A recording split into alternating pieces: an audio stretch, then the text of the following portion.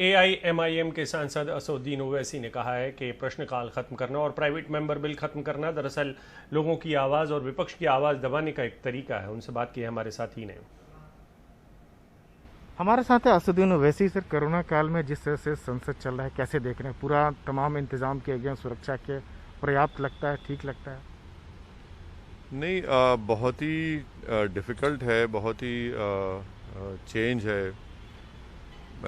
ये बात सही है कि पेंडेमिक में हम लोग पार्लियामेंट का सेशन कर रहे हैं और ये बात भी सही है कि सबको टेस्ट करवाने के लिए कहा गया है मेंबर्स को, या फिर उनको करवाने की सहूलत भी एनेक्सी में दी गई है। मगर जो इम्पोर्टेंट बात ये है कि क्वेश्चन आवर और प्राइवेट मेंबर्स बिल का उसको नहीं करवाना सरकार की जानिब से, ये बड़ी तकलीफ़देह बात है। और सरकार पीठ दिखाकर जनता के जो मसाइल की अकाउंटेबिलिटी उनको पार्लियामेंट के लिए है, वो उससे भाग रही है। कई लोग का इंतकाल हो गया, मर गए, 40 लाख से ज़्यादा लोग इन्फेक्टेड हुए और 10 करोड़ के करीब नौकरियां जा चुकी हैं इनफॉर्मल सेक्टर में। करीब 19 लाख करीब के लोगों की सैलरी कम हो चुकी है। 10 लाख बच्चों को मिड डे मील स्कीम से महरूम हो चुके हैं। ईस्टर्न लद्दाख में चीन घुस चुका है, जीडीपी माइनस में आ चुका है। तो ये तो बहुत गलत हो रहा है। आज प्रधानमंत्री ने कहा है कि जितने सारे संसद सदस्य हैं उनको एक स्वर में संकल्प लेना चाहिए कि सारे सेना के जवान जो खड़े हैं, चीन की सीमा की बात करें, कि सब एक साथ है।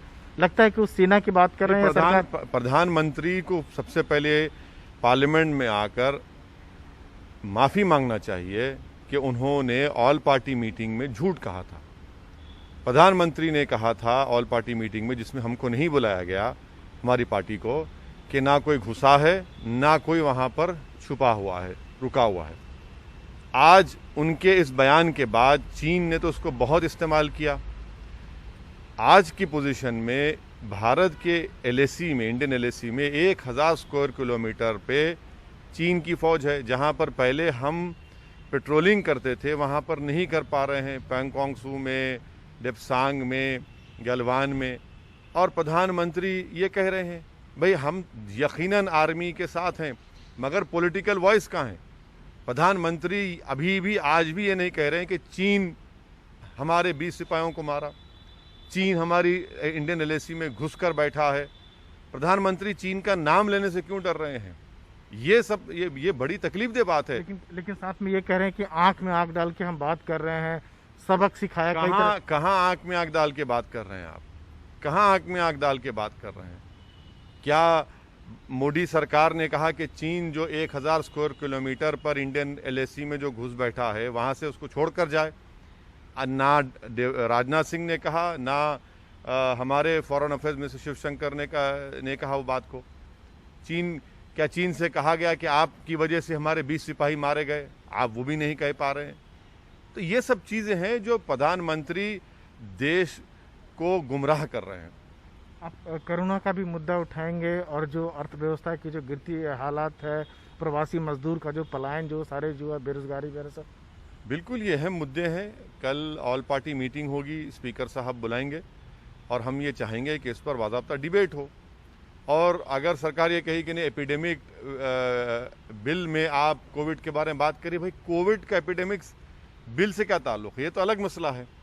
सरकार के गलत लॉकडाउन की वजह से, अनकॉन्स्टिट्यूशन अनप्लान्ड लॉकडाउन की वजह से आज पूरा देश मोदी की सरकार की गलती को जूझ रहा है। लेकिन मोदी जी खुद कह रहे हैं कि पूरा दुनिया उनके सरारे की जो कोरोना से निपटने की रणनीति है, सबसे कम मौत हो रहा है। देखिए, एक बात सुनिए, ये जो सरकार हमेशा एक मिसाल देती है कि यहाँ पर मरने वालों की तादाद कम है। मैं जानना चाहता हूँ कि भाई अमेरिका में 60 साल की उम्र के लोगों की पॉपुलेशन कितना है? 15% है। यहाँ पर 5% है। ये भी तो कह दीजिए आप, इसीलिए तो मौत कम हुई है। और प्रधानमंत्री अगर ये कह रहे हैं कि 50,000 से ज़्यादा लोगों की मौत हो चुकी है, तो क्या वो कम है? हम मजाक उड़ा रहे हैं उन मरने वालों के लिए। और आपके गलत फैसले की वजह से तो इतने लोग मर गए ना, इतने लोगों की नौकरी जा चुकी है। और फिर ये मिसाल देना, अरे भाई क्या अमेरिका ने आपको वोट दिया? क्या चिली ने आपको वोट दिया? भारत की जनता ने आपको वोट देकर प्रधानमंत्री बनाया। तो आपको बताना चाहिए कितने लोग क्यों मरे हैं, बताइए ना। ये इसका जिम्मेदार तो मोदी सरकार है।